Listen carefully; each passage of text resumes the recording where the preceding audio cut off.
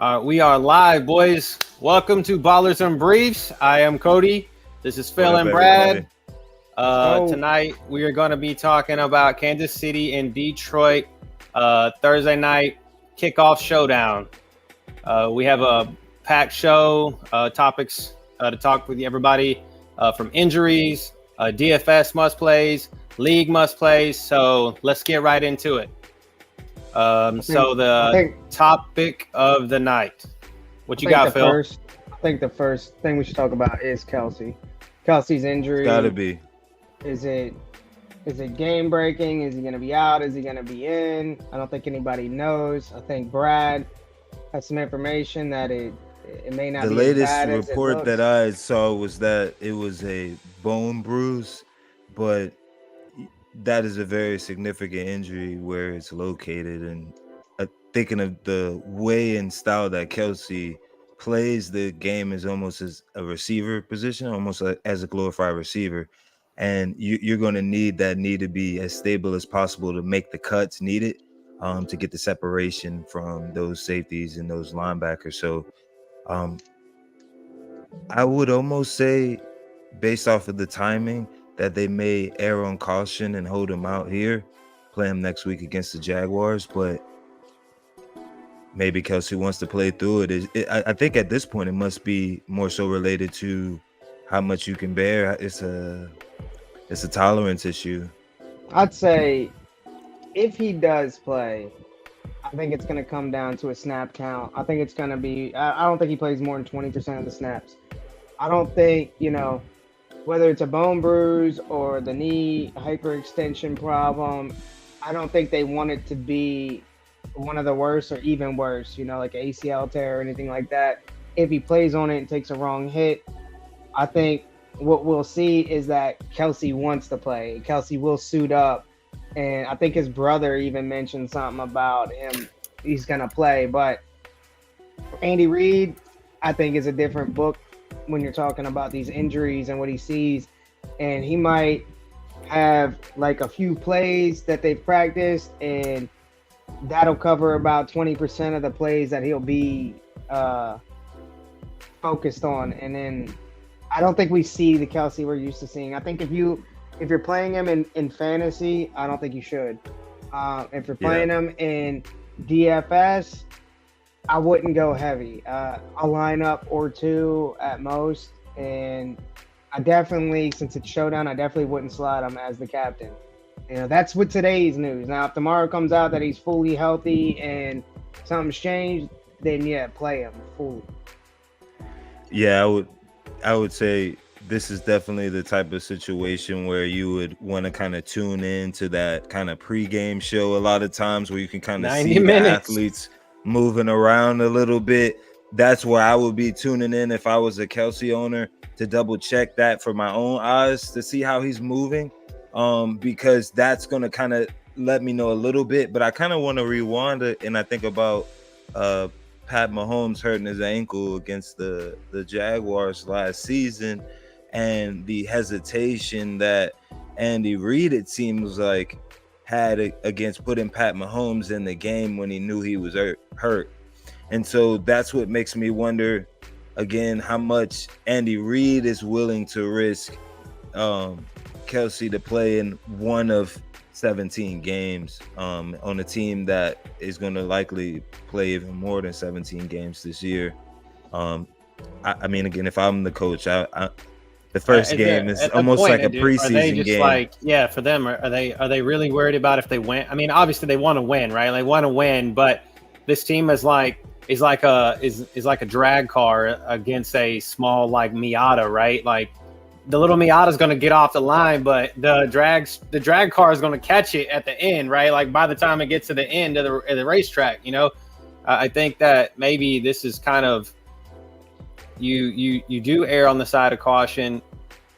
If we play him, we've got this plethora of other offensive weapons, and we do have arguably who everyone I would say is anointed the best quarterback in the league right now to find ways to get into the end zone. So I looked at a few stats about Travis Kelce and Patrick Mahomes. First, Patrick Mahomes has played one game in his career without Travis Kelce. One. And that was his first game he ever played. The first season he was a rookie. He was in for Alex Smith because he'd already made the playoffs, and Travis Kelce was sitting out. That's the only game he's ever played without Travis Kelce.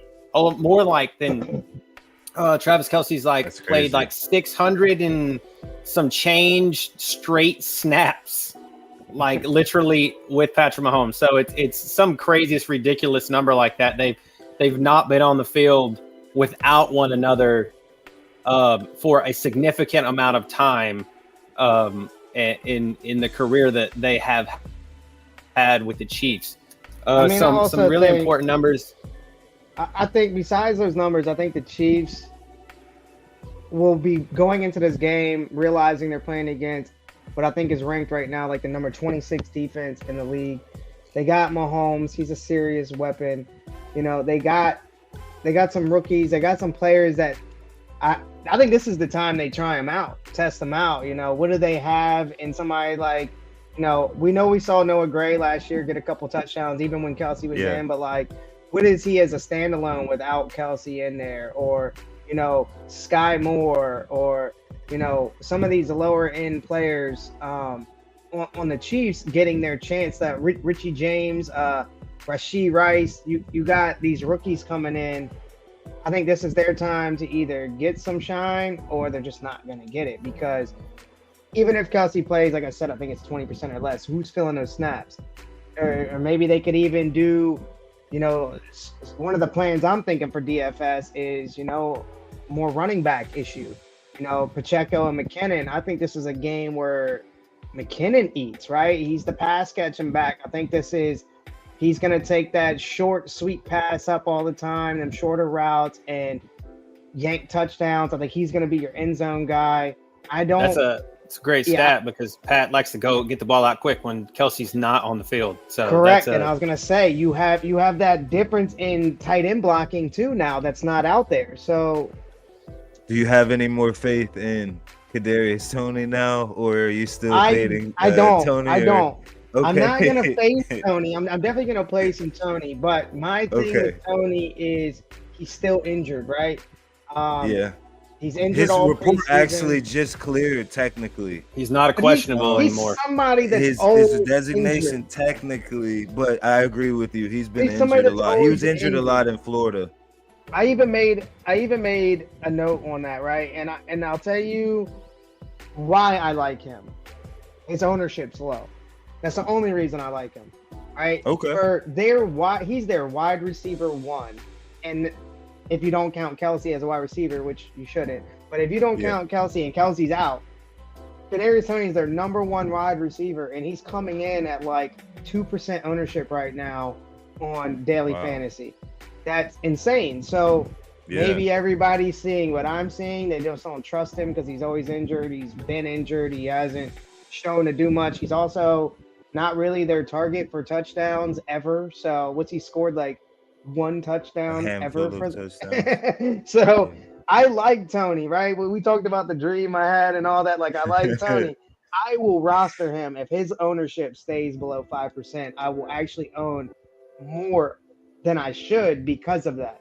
But if his ownership goes up 10-15%, I will be right around 2-3 to 5% ownership of him. That could be 2 lineups or 3 lineups tops.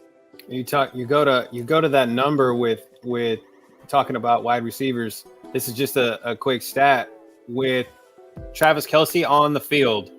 The tight end percentage of the snap share of the attempts is about 30.4%. So 30.4% is Patrick Mahomes goes to the tight end position, which is basically Travis Kelce, right?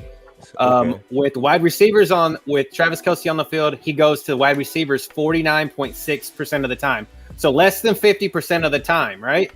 Those numbers drastically shift without Travis Kelce on the field. Tight ends get only 16.2% of the attempts or catches without Travis Kelce on the field. And wide receivers skyrocket to a whopping 59.6%. So they literally gain 10%, and double what the tight ends get with him on the field. So it's ridiculous. And then the running back percentage, it really kind of is only a variation of about 3% one way or the other. So it's not a great difference between Patrick Mahomes going to the running back position. It's going to be more that the running backs are going to get the ball because he goes a lot from shotgun with Kelsey on the field, but without him on the field, he goes under center quite a bit. And I think Detroit has, I wouldn't say a great, but a pretty solid rush defense, which would limit Pacheco, see more third downs, and that's where I like McKinnon. McKinnon comes in and starts taking over them dump offs, the screens. Yep. You know, sometimes you'll see McKinnon just run a wide receiver route. He just comes out the backfield and goes straight down the field, and it ends up being a touchdown. That is going to get you paid on daily fantasy football if, you know, that's the case. That's where I'm going to be looking tomorrow because even if Kelsey plays, like I said, I think it's going to be a limited share of snaps unless news drops within now until tomorrow that he's 100% healthy and expect him to play. That's the only way I'm going to jump out of that. And with Kelsey being out, do you look a little bit more onto the Lions side? Yes.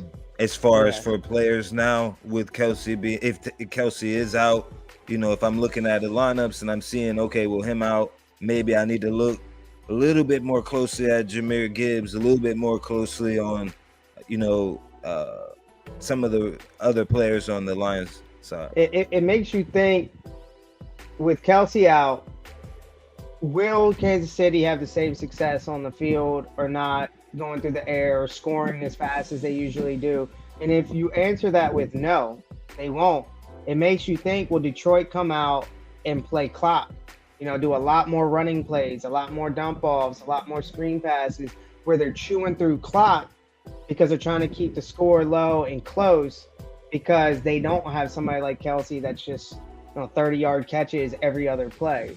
You know, it's a way to think about it when you're crafting some lineups or even your season long.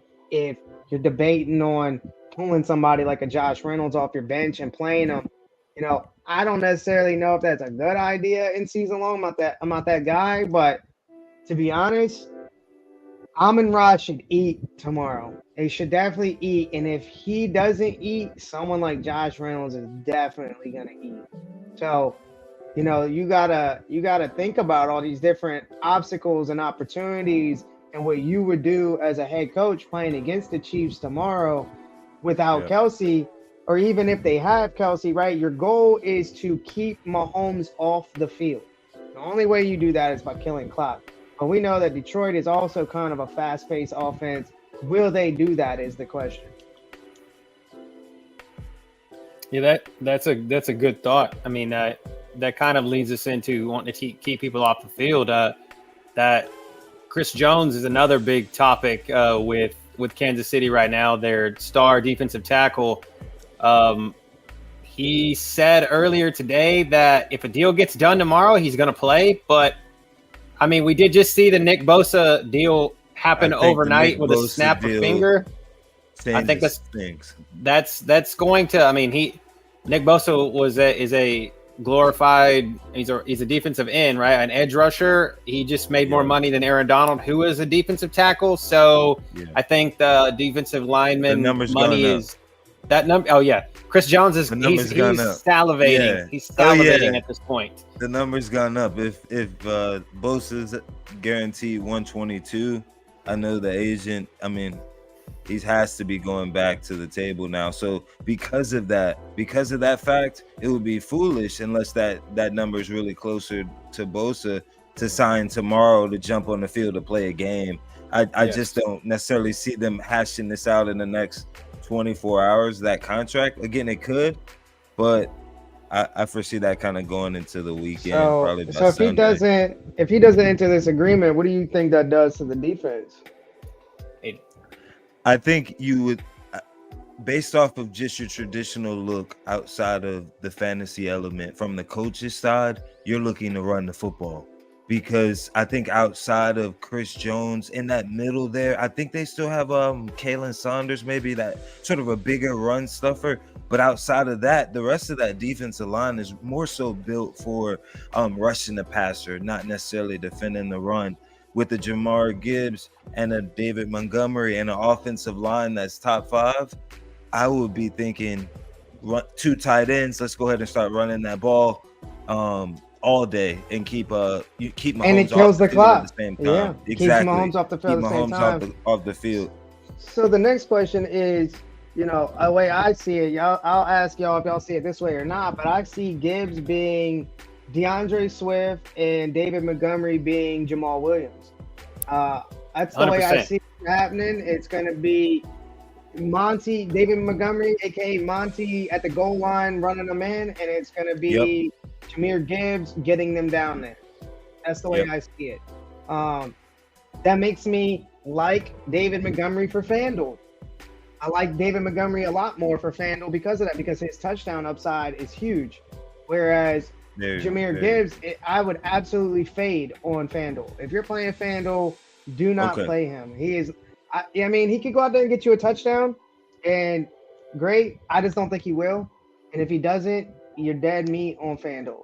On DraftKings, it's still up in the air if you want Monty or Jahmyr. The reason I say that is because of their prices. You got Gibbs coming in at 8,200, and you got David Montgomery coming in at 6,600. Right, it's a $2,000 difference when you're drafting a lineup that could do serious work in a lineup.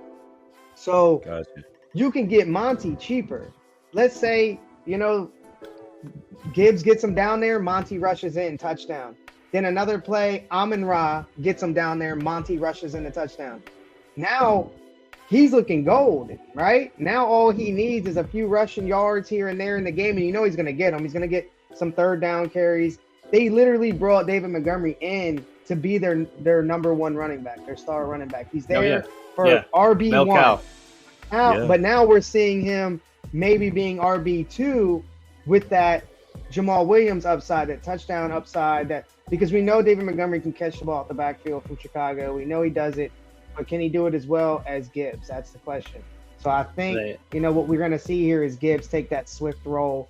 And I did see some numbers earlier where that they're saying that, kind of referring to back to the podcast the other night, where Brad said that Gibbs is taking on kind of that Alvin Kamara type role.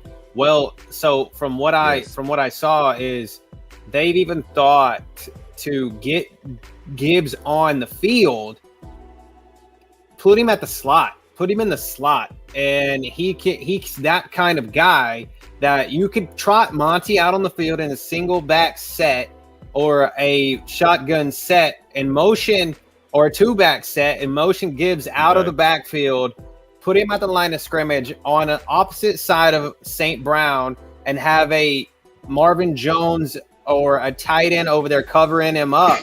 And he's there waiting for a screen pass or a slant, like hard slant across the middle, because that's susceptible, because the whole time, especially if Chris Jones is not there, that Kansas City defense is lacking someone to protect the middle of that line of scrimmage. And they're afraid that we're going to run a draw or something out of the backfield. And it also opens up Jared Goff's favorite type plays in play action. Dude is a play action god. Like, literally, he led the league. He does his best work. He led the league last season in play action touchdowns. I think you're going to see it tomorrow ran both ways, like you're saying. They're going to line them up out there. They're going to motion one out, and then they're going to hand it off. And then the next time you see it, it's going to be a screen pass to Gibbs. And they're literally going to throw Kansas City for a whirlwind, trying to figure out which one of them the ball is going to go to. Because, as I just said, Monty can catch the ball at the backfield too. So it wouldn't shock me to see the play action to him,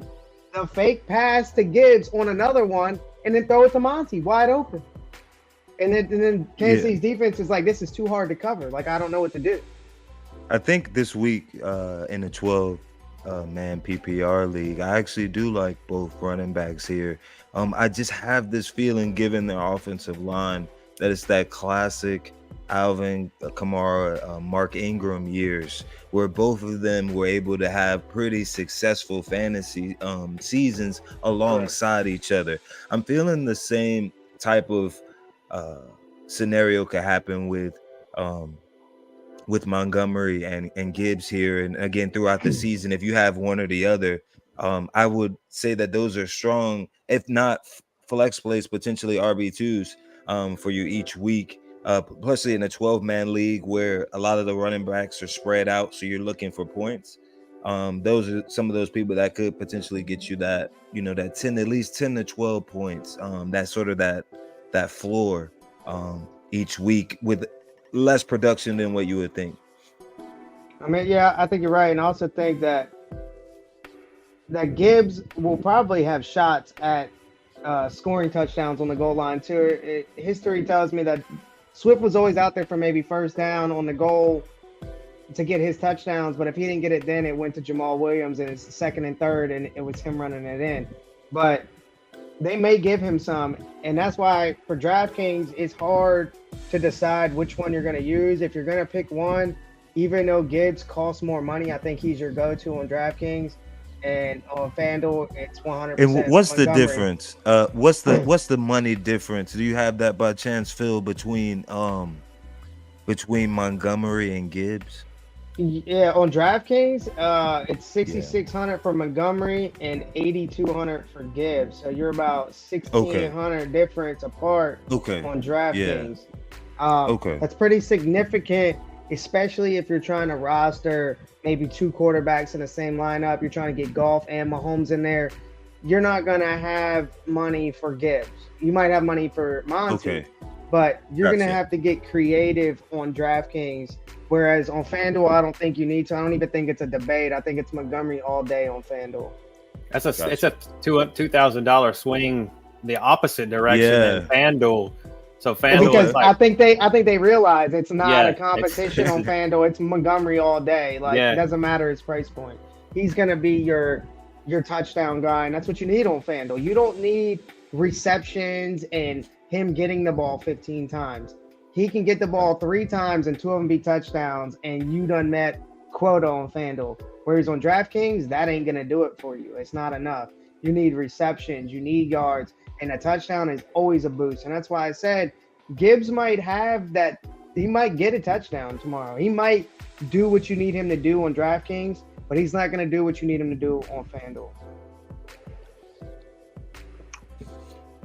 That's the interesting topic. It's just that we're with the type of offense that Detroit runs, like you guys are saying, this is the second year under that offensive scheme, and we know that Dan Campbell's philosophy is bite the kneecaps off of the defense. So, I mean, it's going to be pound the rock football, play action over the top, get Amon-Ra St. Brown open. And then you're like, I also did throw in the sleeper of the last episode was Marvin Jones. Marvin Jones is there.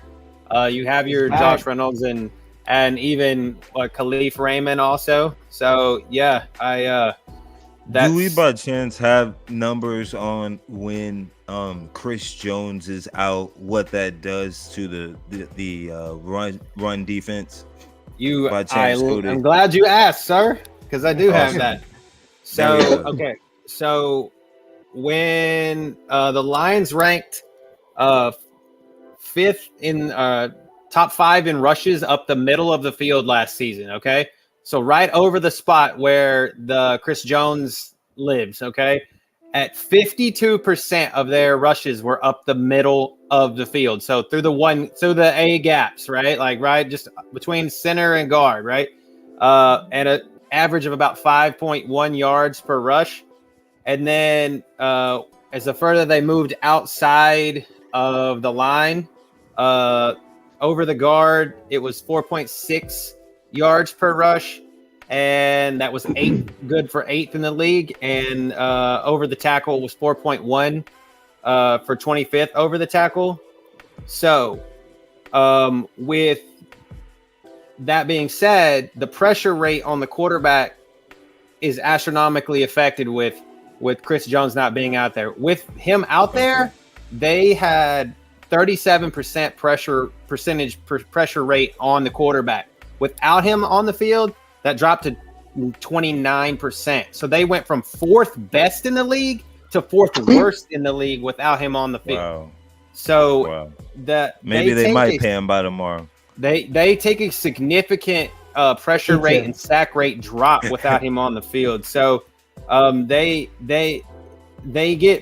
gonna get beat in the middle. I just feel that they're gonna get beat in the center of the line, and that's gonna be the David Montgomery halfback dive up the middle for 8 or 9 yards. I mean, Jamal Williams averaged like 8 yards a carry last season, and they brought David Montgomery in saying, we want you to average 9. We know you can do it. So if you're going to average 9 yards a carry, that's just beating that defense to death. I think Montgomery is. That's what I was going to say when you were saying that up the middle part. That's Montgomery's world. It is up the middle, them halfback dives straight up the middle. I think you choose that defense apart if he's not in. And like we said earlier, it's killing clock. It makes you wonder if defenses are viable on daily fantasy sports for tomorrow. Whether you should captain slot them, I don't know. But whether you want to have one in there, in a field goal kicker, I think might pan well into a lineup where you're talking running backs, not wide receivers or quarterbacks. You got running backs, field goal kickers, and defenses in there. I think is a viable play for tomorrow if that's a way the game could play out, and I could definitely see it playing out that way. It's outside dives up the middle. It's outside too, and Jared Goff does not play the greatest outside or away from home. So I mean, the majority of his time winning last season or putting up gaudy numbers was at home, at Ford Field, on the grass, turf, not at the craziest, probably one of the craziest stadiums in the league at Arrowhead in Kansas City on Thursday night opener, where we know that we've seen teams in the past come out and just flop. Like they flopped so bad. We've had the most lofty expectations like last season. Super Bowl champion Rams come in and just shit the bed. Like literally, that's exactly what they did against the Bills, who looked like we thought they were going to the Super Bowl overnight, right? So this Thursday night game opener is just going to be one that we have to watch.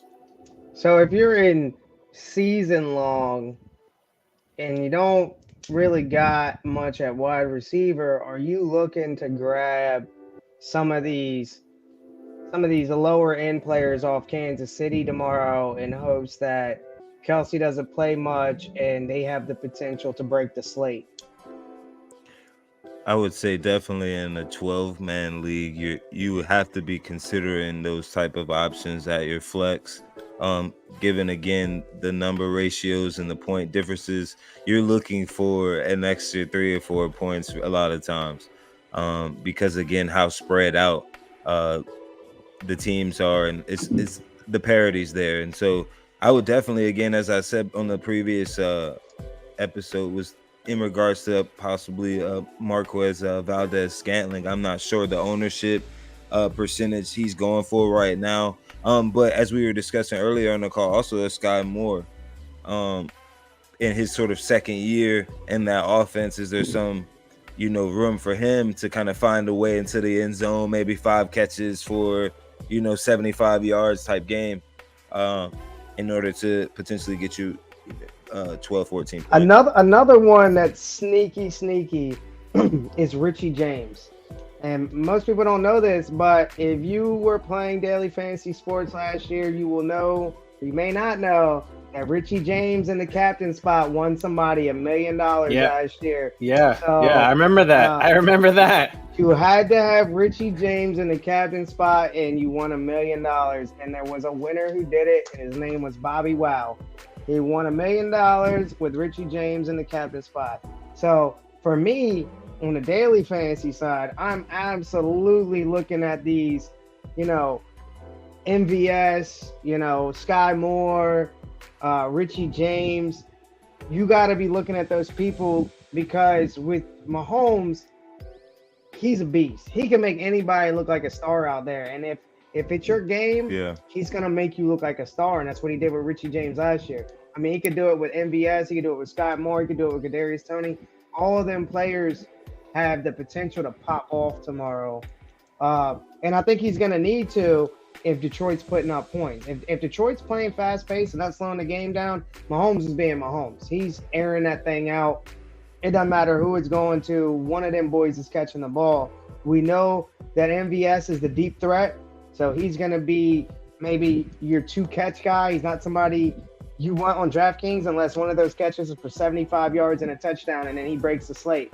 But, I think Kadarius Toney might be your more, high reception guy tomorrow and probably not your touchdown guy. I think McKinnon, I think it's going to go to running backs, to be honest. I don't think Noah Gray does anything exciting, but there's so many ways to view it. It could be McKinnon. It could be one of these lower tier wide receivers that look like a wide receiver one because it's Mahomes throwing to him.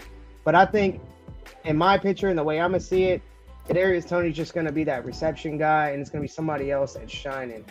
I did look at some numbers while you were talking there, Phil, that to answer kind of like Brad's question and your question about Kansas City players. Sky Moore is rostered, according to ESPN, is rostered 84% of all leagues. He's rostered in 84% of all leagues. So that's a significant number. That's a significant number of guys taking that flyer on somebody that we know is unproven, but has that easy potential to step into being the guy that comes quickly off the line and Patrick Mahomes just falls in love with, like he did with a Tyreek Hill, or even like Justin Watson, that Justin Watson kid that was on the team last year that had more tackles than he ever had receptions until he came to Kansas City, and Patrick Mahomes did, like you just said, and made him a star overnight. So I'm a star. Yeah. And another thought I was thinking is with the fact of with Kelsey being out, are we even considering tight ends at all? Like you just said, Noah Gray or Blake Bell. Blake Bell, which, Brad, you know who Blake Bell is. He was the quarterback at Oklahoma. Was it Blake Dozer? The Blake Dozer, right? The Bell Dozer, right? The Bell Dozer, right? Or whatever. On the 1 yard line. Yeah. Oh yeah. I am not in daily fantasy. Noah Gray is probably as far as I go. I'm not gonna go any further than that. Like I just said, I don't think that they're going to be your bread and butter tomorrow. I think you mentioned it earlier in one of your stats that you said, the wide receiver, target share went way up when Kelsey wasn't on the field. So I think that tells us alone they're not going to be dime a dozen. Yeah, they're not going to be looking at Noah Gray and all this. But I'll tell you a tight end that I am absolutely going crazy on tomorrow, and that is Sam Laporte for Detroit. Laporta. I think I said Laporte, but he's going to be low owned. I don't think many people are hip to him. I've seen some plays. I think he's going to be a playmaker for them. They had never really been a big, tight end team, but I have a feeling that the way we're talking about this game's going to play out with a lot of runs, the shorter targets. Sam Laporta is going to eat. I think he's going to take that spot. I think there's somebody in front of him, right? And I think he's going to take that spot. Let me see. Who's there? Do they have another tight end? No, maybe not. Brock Wright. Yeah, Brock Wright. So Brock Wright is in front of him, but I think he takes that spot. I don't even think Brock Wright will be in front of him on the depth chart going. Well, I'm looking at the depth chart right now, according to our lads, and it does have Sam Laporta has moved into the number one spot in the tight end. So, as I'm telling you, I mean, if they come out with a 12 personnel, they're going to have two tight ends on the field anyway, like Brad said, to try to pound the rock anyway. But that's what I'm foreseeing more, two tight end sets. That Laporta comes from Iowa, and that's that tight end pedigree with guys like we talked about the other night with the George Kittles, Noah Fant, the Dallas Clarks of the world, if you will. So these guys, Yeah, Hawkinson. Yeah. So I mean, this is Hawkinson in Detroit all over again, right? Like this kid has super Went potential. back to the well. Yes. I think he's a sleeper. He's probably my boomer bust. How much? Not my boomer bust. He's does my sleeper going in tomorrow. how much does Laporta cost on the see. DraftKings? On DraftKings, Laporta is coming in at 7,500, which isn't cheap. So they're hip. But I can tell you right now, his projected ownership as we speak is only 1.4%. Jesus Christ, that's low. That's too low. Yeah. That's where you win your money. Do we expect? Phil, do you Wow. expect the ownership to change that much I before do, tomorrow? but This not- time tomorrow night? I think you'll see it go to maybe 5%. And I'm thinking I'm going to roster him about 25 to 35%. And if he eats like I think, I'm eating. Right, we're gonna get. I mean, I do know that the Kansas City does struggle against the tight end. I mean, they do have a little issues with issues. Seems to struggle with the tight ends across the middle. Yeah, I see him at the 20th ranked. I see him as the 20th ranked defense against the position. Oh, no, hold on, let me look at that wrong. Where are we at? A third. Yeah, somewhere around there. They're not strong. I know we have a question in the chat about how are we planning to stack Thursday night's game. I know I'm gonna do a couple lineups at the end of this, podcast. I'll do what I think a cash lineup will look like. That's what you want to use for your double ups, your heads ups, and then I'll show you, what I'm probably gonna do when it comes to playing GPP, which I'm gonna be all over the place in GPP. It's week 1. I don't really know. Like we're talking now, we don't really know what's gonna happen with Kelsey. We don't really know if Detroit's going to try to slow this game down or not, but I'm going to actually take a step in the direction and just hope it pays off. But for now, I can tell you right now, in cash, I'm absolutely going to have Amon-Ra as my captain or Pat Mahomes as my captain. That's where I'm going to start. I don't think you could go wrong choosing either one. I think you could probably make a little bit better lineup if Amon-Ra is the captain. I think he's a little cheaper than Pat Mahomes. He is. Yeah. So he'll come in at almost exactly 3,000 less than Pat Mahomes in the captain spot, and that's a good, salary saver. So that's definitely where I'm going to be going in cash. In GPP, I'm definitely looking to get very different. You might even see me run the Sam Laporta guy in the captain spot a couple times, be a little weird and different. I'm liking McKinnon in the captain spot. If Kelsey's out, or even if he's in and he's getting that low share, if they don't change his injury and leave him as questionable till game starts, I'm loving McKinnon. And then you just got, some randoms. You got the Richie James. Is he going to win somebody $1 million again? Like that. Those are questions up in the air. Phil, are you gonna show us any FanDuel lineups too, or are you just gonna show us a couple DraftKings and then? I'll do the DraftKings on this one. Maybe a different week. I'll do a FanDuel one. I'll have to log in on my computer and get it all situated so that way I can share my screen with y'all. Okay. FanDuel's not my bread and butter. It's not where I play a lot, but I definitely play lineups there. I've definitely taken first place home in numerous tournaments there. So I can definitely show some. But I'll stick to DraftKings for the night so I don't mix people up anyways. But as we've been talking, I'll tell you if I think somebody's a good DraftKings player or FanDuel play always. I did get one comment or question that went outside of the chat here. Someone asked me it more or less along the lines for you, Phil, that are the slates that include Thursday night, are they worth playing in? Like for people that, especially that are new to fantasy, the ones that have like your classic ones that start tomorrow night that run Thursday through Monday, are they worth playing in? And if so, do you actually even roster any players from tomorrow night's game? I don't play in them. I don't even play in the ones that are Sunday through Monday. I like to keep it slate by slate. I like the way that DraftKings and FanDuel will both break it down slate by slate. They'll have your showdown, your solo game on Thursday. Sure. They'll have your main slate on Sunday, which is your 1 o'clock games and your 4 o'clock games. And then they'll have the 8 o'clock game by itself. And then they'll have the Monday game by itself. I like that. I think it's a good way to channel your money.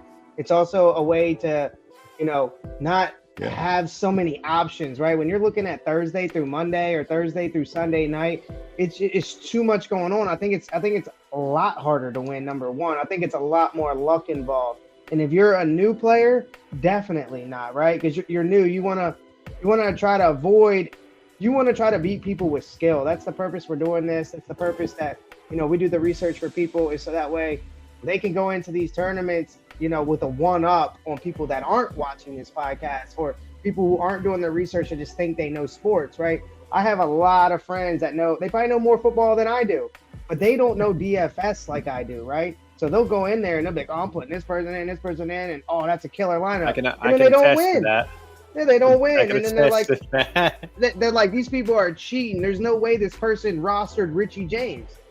Yeah, there is. I'm telling you right here, right now, Richie James won somebody $1 million, right? So I'm telling you right now, you have to get exposure to these random players, right? But I think the best way to approach DFS, back to that question, is, especially if you're new, I think you want to avoid the slot machines, the lottos, the ones that pay $1 million, the ones that pay $500,000. I don't think it's smart, to dive $20 in there, $15 in there.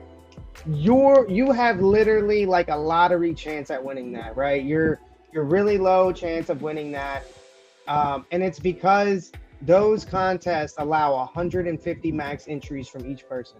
You have some big sharks out there. You have some rich people out there. They're entering 150 lineups into that $20 buy-in for $1 million every Sunday. I think it's like $3,000. They're putting that in every Sunday. They're getting exposure to all these players, Richie James, Sam Laporta. They're getting exposure across the board. Whereas if you put one lineup in there and sports, and sports tells you that Richie James is a turd on the bench like it should, you're not putting him in. You got one lineup. You're not going to put him in it. So I'm telling you right now, you're not going to win. And that's the success rate that I see amongst all my friends, or just people I've met in general that play fantasy sports. They don't take the right chances that they need to take chance with because they only have one lineup in there. So I think their bread and butter will be in smaller contests, right? Where there's only 100 players in it and it's a single entry. You can only put one entry in it. Or it's a 3-man. I love the 3-man contest. A 3 and 4-man contest, it's literally like a poker sit and go. You only got 3 people to go against and it triples your money. You sit in there buying for $20 and you only got to beat them out, and you come in with this knowledge, it wins all day long. Especially if you do them $5 and below, because pros can't pay in those tournaments to be in them. So you don't have to worry about no pros. You might have to worry about a little bit of sharks, because I'll be in a couple of them. But that's your bread and butter if you're new. It's also your bread and butter if you're not new and you like to make money, because that's how you're going to make money. The crazy gambling shit that I do, where I'm in these $1 million tournaments and $100,000 tournaments, I am legit gambling, even with the knowledge I know. I can tell you all day long that, I like Sam Laporta, but if he doesn't do shit tomorrow, I didn't win. But if he pops off and he's only a 1% ownership, you don't even have to call me and ask me if I made money. I made money, because I'm telling you right now, I'm playing him and a lot of him. Yeah. But that was a good question. So you got any other thoughts before we move to lineups, Brad? Questions for Phil, or for any just thoughts in league-wide fantasy, or just thoughts in general? Yeah, just kind of going back to sort of who you're playing, at least from this Kansas City-Detroit matchup. At least me personally, of course, I have Pat Mahomes, so of course I'm going to run him out. But I'm a little bit on a game time decision with Tony. But I also have Isaiah Pacheco that I'm also interested in as well, that I'm kind of flip-flopping on. But again, I think that if you're in those 12, 14 PPR leagues season long, those are definitely good options to choose moving forward. Maybe not necessarily in this matchup, but potentially down the road there'll be more favorable matchups that will give exposure to those players. And so again, from your PPR 12 man to 14, I'm liking those options. Of course, as you were stating earlier, Cody, Amon-Ra St. Brown, the catch total, or excuse me, the target share for him, it's just too hard to pass up. And then again, also to the running backs with Gibbs and Montgomery, I believe are strong plays for tomorrow. Again, from a season long perspective. Amon-Ra's going to have a great game tomorrow. There's no doubt about it. That's why I'm going to roster him in cash. He's going to be, if he's not my captain, he's going to be in 100% of my double up lineups, whether or not he's in the captain. Another good stat that I can give y'all, because it also came in as a question, are y'all considering any heavy Lions player stacks over Chiefs players? Yesterday or last time we did the podcast, I thought of highly favoring the Lions over the Chiefs because I thought it would be something less likely done by the public, which is still true. However, I had some stats given to me, and when you're talking DraftKings, the stack probability that won or wins on these showdowns, 41% of the time between these two teams is a 3-3 stack. That's a crazy high number. You're talking about 41% of the time, 3-3 stack has won. And I can also tell you that it's usually a wide receiver in the captain spot. It's usually a wide receiver in the captain spot for Detroit, or usually a wide receiver in the captain spot for Kansas City. Both options are looking like the favorable outcome to target when you're making your showdown lineups tomorrow on DraftKings. I think I'm going to try to roster, a wide receiver in there more than not. And I think I'm going to keep it 3-3. I think I'm going to have 3 Lions players, 3 Chiefs players. That 41% is just a massive stat. Coming in second on that is a 4-2 stack in favor of Detroit. So, and that came in at 23%, which is also a good stat. So maybe some 3-3 lineups and some 4-2 lineups. I wouldn't do any 5-1s or anything like that. They weren't ringing any bells. I don't have the information for FanDuel readily available. For FanDuel though, FanDuel's a little bit easier. The problem with showdowns, and I'll tell everybody this, or why I don't really like showdowns on FanDuel, is because there's never one winner. FanDuel showdowns are so many people split first place because it's actually easier to win on FanDuel. You're only picking 5 players versus 6 on DraftKings, and the price difference is ridiculous. Price differences are different. Ridiculous. And FanDuel goes off the scoring, right? So whereas on DraftKings you might want quarterback sometimes, whereas on FanDuel you need to have a quarterback in there every single time, and sometimes both. Like they both need to be in there sometimes. So FanDuel just has way too many splits on showdowns. If I were you, I would avoid them. I think I'm going to do a small amount of money on FanDuel tomorrow. There's also no captain MVP. You got the MVP in FanDuel and a captain spot in DraftKings. So, and for the people that are new to this, so like you pay up. So your captain in DraftKings costs more than he regularly would as a regular flex play. Correct. But that is not the case for an MVP 1.5% times player in FanDuel. So if he's $13,000 for a roster spot in FanDuel, he's that way as an MVP or a flex. In any slot. So a good example is on DraftKings tomorrow. Pat Mahomes' price is $12,200. That's to roster him in the flex. If you were to put him in the captain spot, his price is $18,300. That's a significant difference. That's a $6,000 difference. So this is why there's not so many. FanDuel, he's $18,000 no matter. Yeah.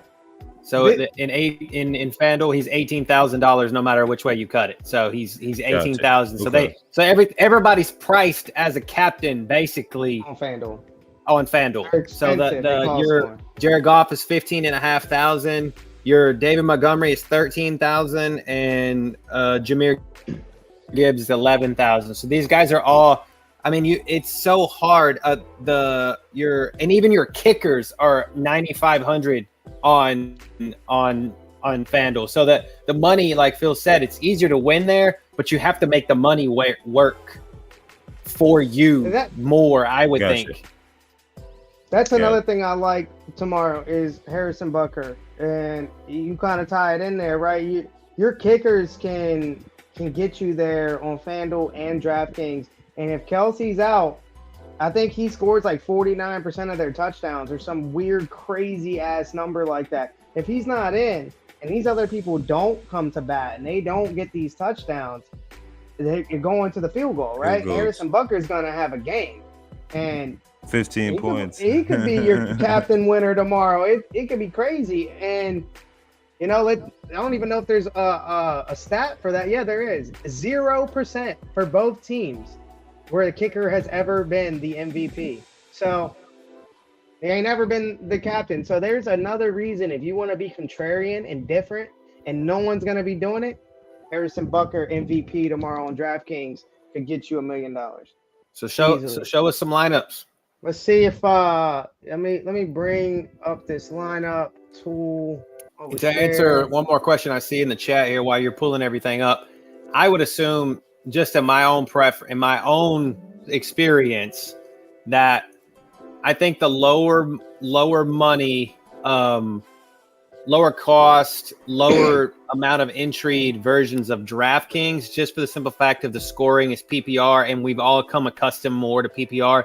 That's probably the most beginner friendly, in my opinion, because the scoring is pretty much the same as you would see any regular, even season long fantasy leagues. The scoring is 1 for 1. I mean, every 10 yards, it's 1 point. For every catch, it's 1 point. So I would say that's probably the easiest. What do you think, Phil? Like, do you think DraftKings is probably more beginner friendly than FanDuel?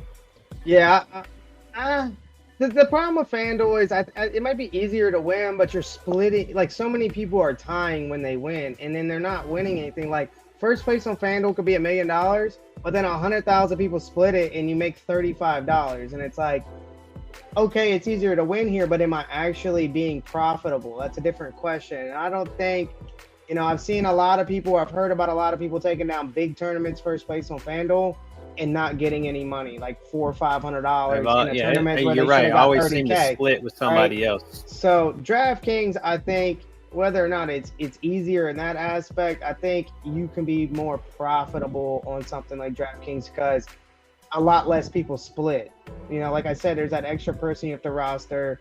The captain price changes.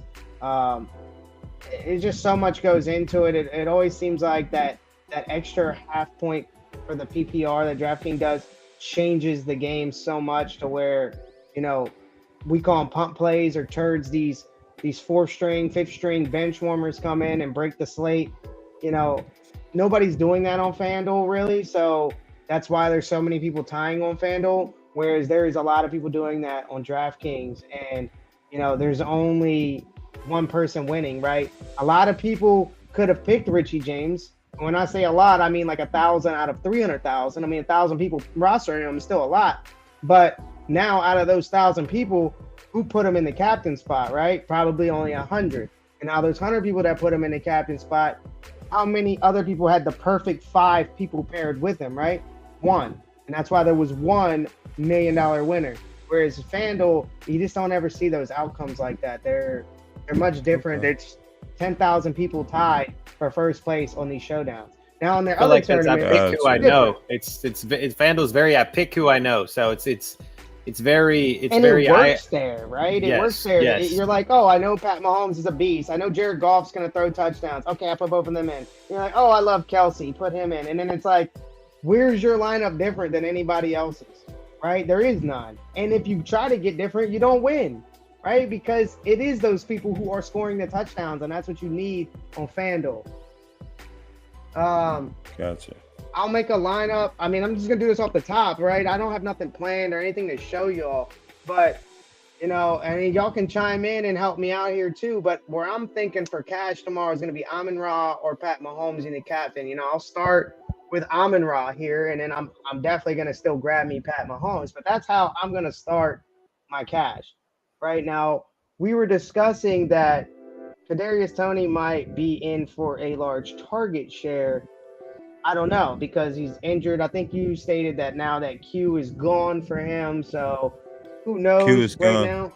We'll start with Jared Goff. Let's see if we can get both quarterbacks in here because that's always safe. Cash, you want to be very safe. You want to, people that are definitely going to get points, people that are definitely going to get the ball, and then see what you got to work with. See, now our average remaining salary is pretty low. It's $4,000. I don't even know if we could work something good here. Might have to edit some things around, but I threw Butker in there. I think he's very safe play. What you don't want to do in cash is have a bunch of pump plays or random pump plays like, Khalif Raymond in here. That cash plays, that's not what you're looking. You're looking for like. How much is Sky Moore? Sky Moore How much is Sky? Let's see. Sky Moore is 4,800, so he's not bad. But and Marquez Valdez-Scantling? MVS. Let's see where MVS is. MVS is 5,400. They got, MVS price higher than Sky Moore. They got Sam Laporta right here. That's my dude. But if I leave it like this right now, I have to punt the last spot, right? Josh Reynolds isn't really a bad punt. So, I mean, you could have a cash lineup that looks like this tomorrow. And I think this right here by itself, I mean, I might not roster this. I might roster this. Is nice for cash, right? You got guaranteed points with Amon-Ra, guaranteed points with Mahomes, guaranteed points with Goff. Butker's definitely guaranteed points. McKinnon's going to get his share of backfield passes, probably some touchdowns. And then you got Reynolds. If he gets his 2 or 3 catches, it's not really going to matter because this bulk right here should feed you, right? It should keep you afloat. All you're looking to do in cash is beat out half the people. Now, this could get very different in numerous ways. You could take Goff out and Reynolds out, and you could go back up here. You could grab your Kadarius Toney, and now, even leaving these two, you still have a hefty amount of money. You could roster the Laporta that I like so much. You get MVS, who I think is boom or bust. I don't really like boom or bust in cash lineups. I mean, obviously, if he booms, that's a plus, but he's only gonna boom or bust. He's not gonna get you a mediocre amount of points.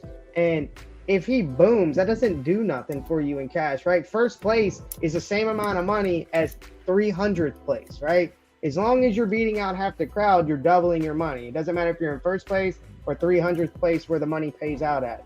So you're not really looking for the booms. Now, y'all might have some other ways to look at this or some other ways to get different. You might want to, if we get Gibbs, so like we could run something with Gibbs here instead of Toney. I would say Gibbs is probably I would say Gibbs might be a good cash play here, just for the simple fact of the thought that he's going, just in case, let's just say in a perfect world, Kansas City doesn't really care. They don't really care that Kelsey's not out there, and Patrick Mahomes pulls a Patrick Mahomes, and they just start humming. The engines are firing hot, and they're going. Gibbs is going to be that guy that I think that they're going to need to make electric plays. So I would think Gibbs is going to be that guy that you could use as in a cash play, because he's going to be the one that they're going to use to play from behind. I think if they get super far behind, no offense to Monty, unless he's at the goal line or the 2-yard line, I feel like he's probably at that point, he's a little moot. Gibbs is going to be that starter. He's going to be that guy that they're going to use to make electric plays, because if they're behind, obviously the whole game, that means they've either run the ball and not gone anywhere, or Kansas City's defense has bottled up St. Brown. So you need Gibbs to do something with that. I would think he's a good cash play, just for my own thoughts. Yeah, I mean, I agree. I mean, I definitely agree. Gibbs is definitely cash viable tomorrow. Monty might be cash viable tomorrow as well too. I mean, you can make something as simple as this for cash. It's got the Chiefs defense in there, which isn't great, but you're going to start out with 10 points with Chiefs defense automatically in the roster. So, as long as there's not a ton of scoring, if it plays to that route where it's kind of slow paced, you could end up with 5 or 6 points from Chiefs defense, and that be well enough for a $3,800, Chiefs defense. And you got Gibbs, you got Butker, you got McKinnon, you got Mahomes, you got Amon-Ra. There's plenty of ways that you could actually make this. You could go back to rostering both quarterbacks, because that's the probably the safest thing to do. and then put your Sky Moore in there. Sky Moore, because you're now looking at lower players. You see what I'm doing here? It's like 3 superstars, and then 3 not so superstars, or 2 not so superstars, and then a pump play like this guy. And that could be a good lineup. But in cash, is that Riley Patterson, the kicker? Yeah, Riley Patterson. I don't like leaving this much money on the table in cash, but it's doable. I would see that even if you're going to run a kicker, Patterson, he's just a viable kicker in this situation as Butker, because they average about the same amount of points per game. It's just going to be, are they playing from behind? Are they playing to win? What's going on here? It's just the luck of the draw at that point. But I think if a viable kicker, Riley Patterson is one of those guys. Like he's one of those guys. He's not a choke. He doesn't seem to be there. At least last season he didn't seem to be that way. Correct. And I mean, you could even switch it to Harrison Butker here. You could use either one of them. I think they're both viable. Butker's just always been my favorite. He always gets a lot of points.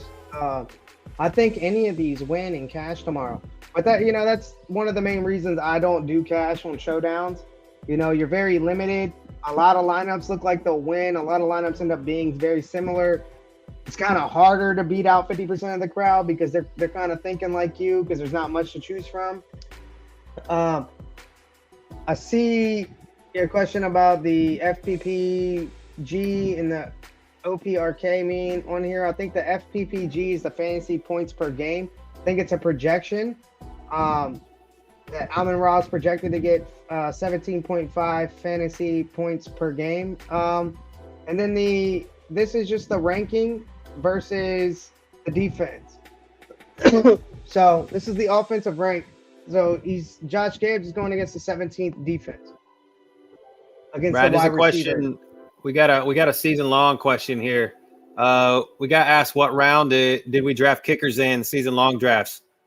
We kind of went mixed bag, right? I believe that usually Tucker would go, if not the last round, the last 2 or 3 rounds, which usually then sets off a motion of people wanting to grab kickers to fill them on their roster slot. But again, from what I've seen before, it was the last couple rounds that we've drafted, or I've seen him drafted. But again, Tucker's a wild card, just given his value each year, the amount of points he puts up each game.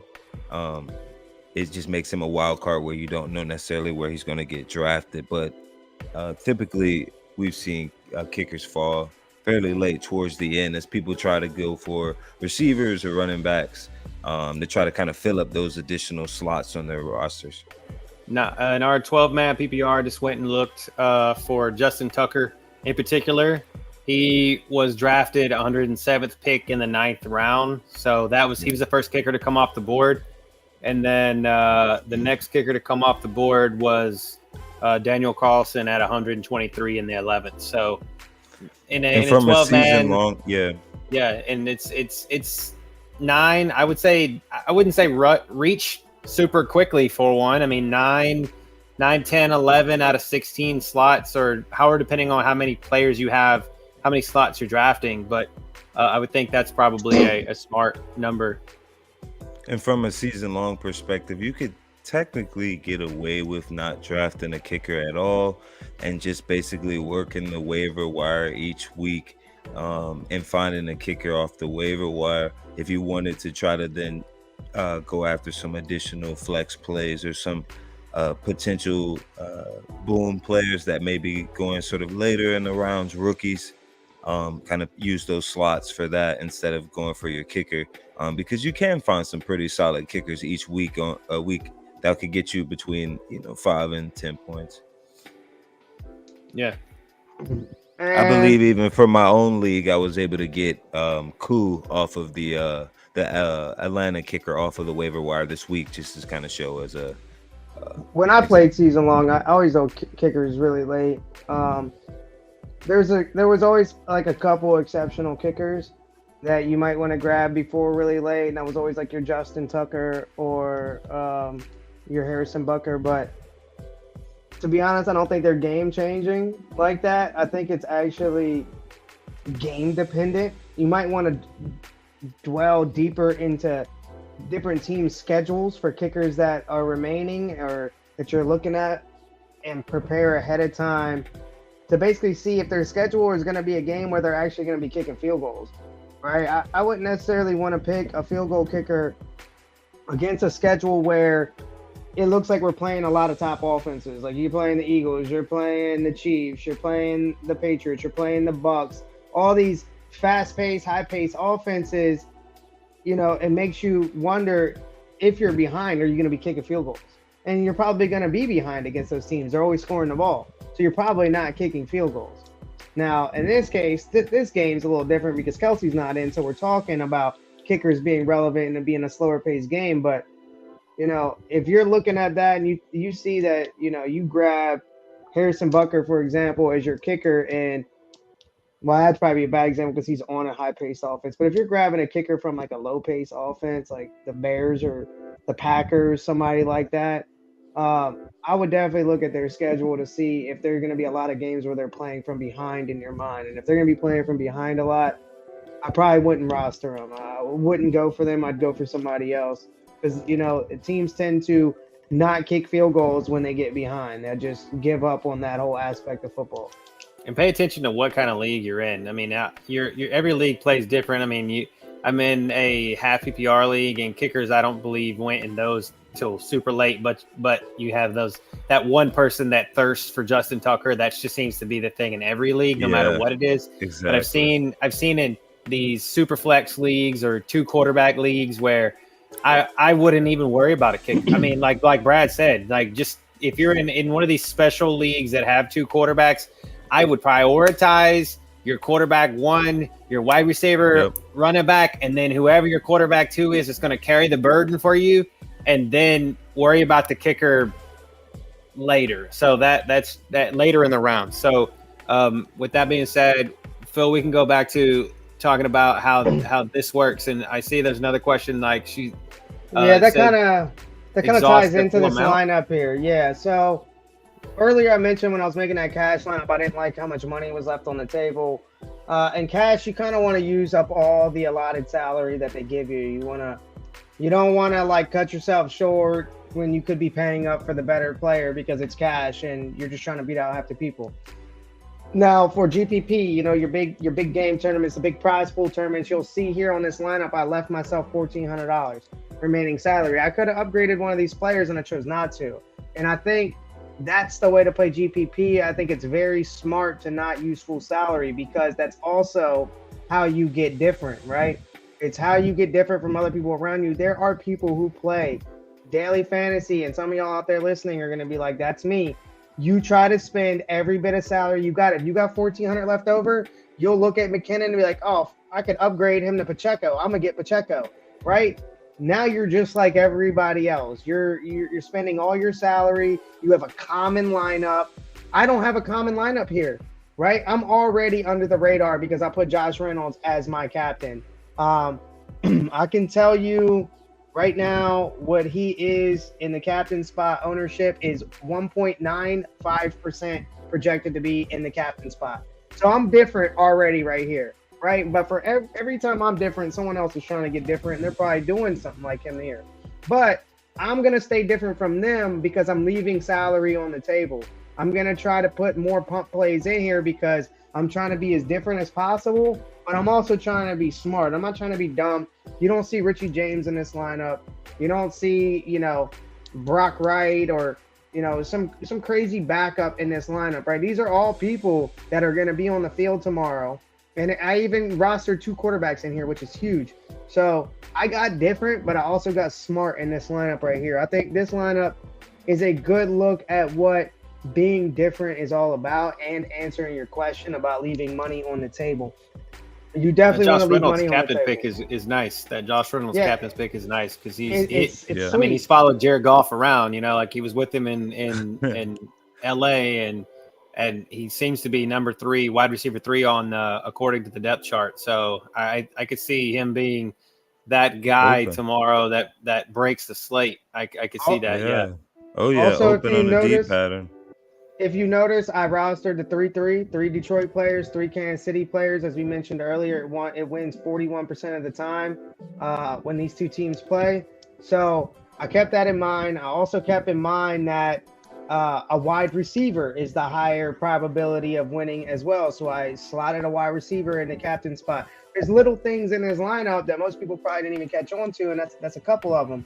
But if you notice, like, I could take Amon-Ra out of this and put Jahmyr Gibbs in and then have even more money left over. I could even upgrade somebody else and, still leave money on the table. Like right here, I can have Pacheco and there's still money on the table.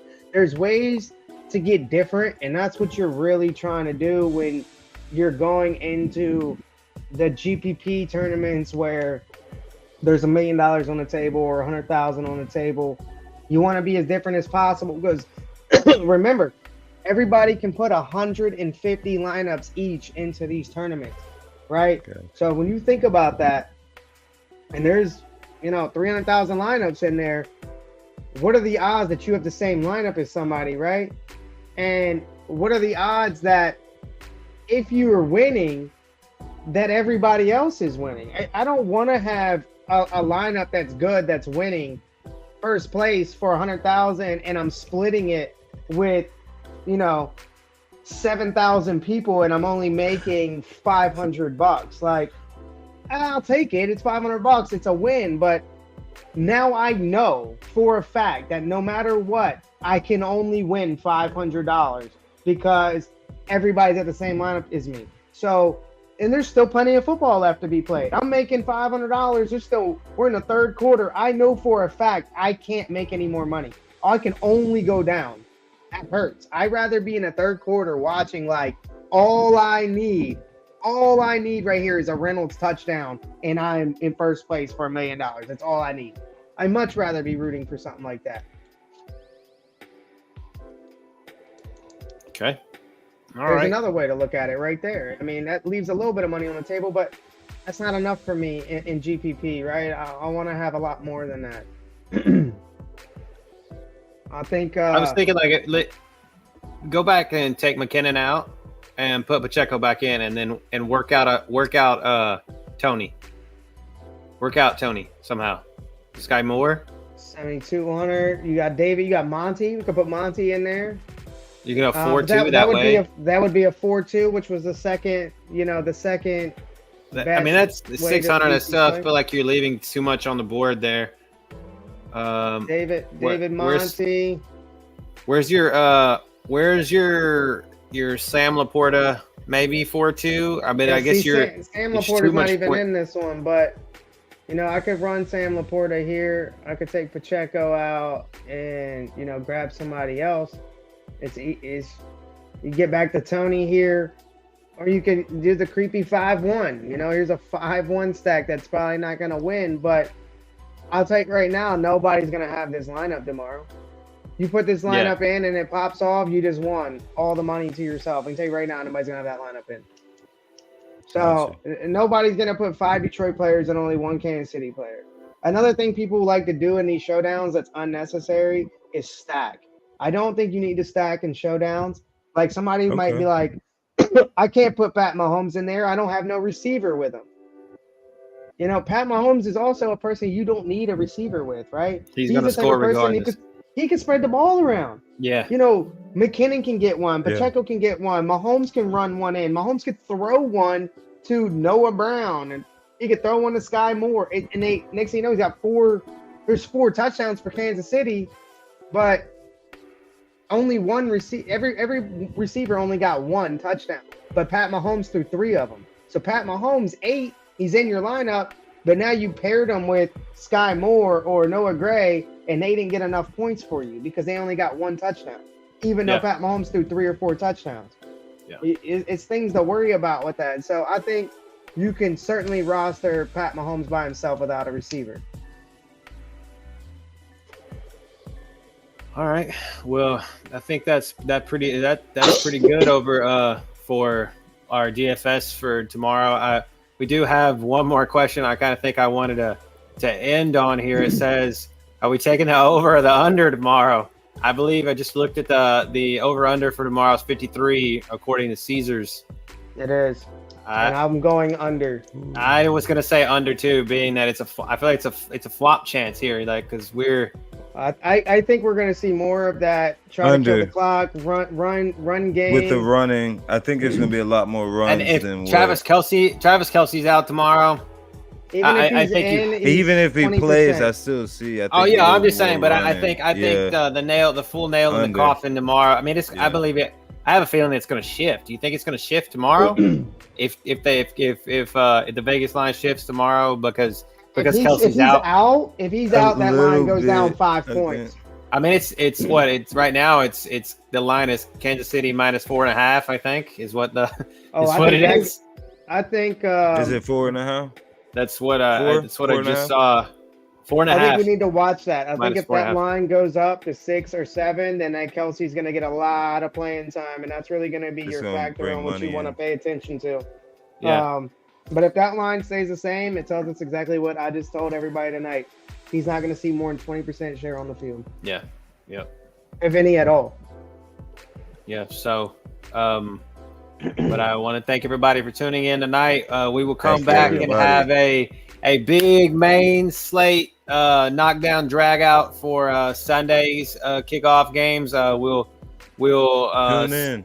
We'll give you like who you need to start and sit for league fantasy, who we need to have in your lineups for DraftKings and FanDuel, and go from there. So we will have it ready for you guys for Sunday. So tune back in. We'll drop you guys a link. And if you're new players to DraftKings or FanDuel, reach out to one of us and we can drop you a link to get extra DraftKings dollars for your entries. So if you enter $20 worth of tournaments, there's just tons of plays, tons of ways to earn.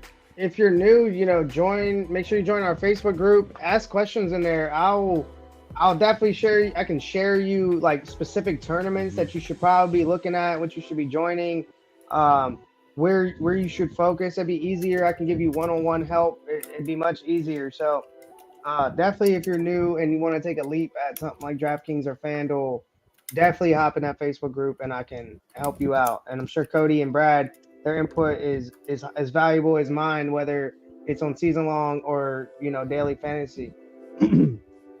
Yes, I just dropped it in the chat. Search Ballers and Briefs on Facebook. And again, thanks for tuning in. And thank you, everybody. We hope to see y'all soon. Thank y'all. All right, y'all.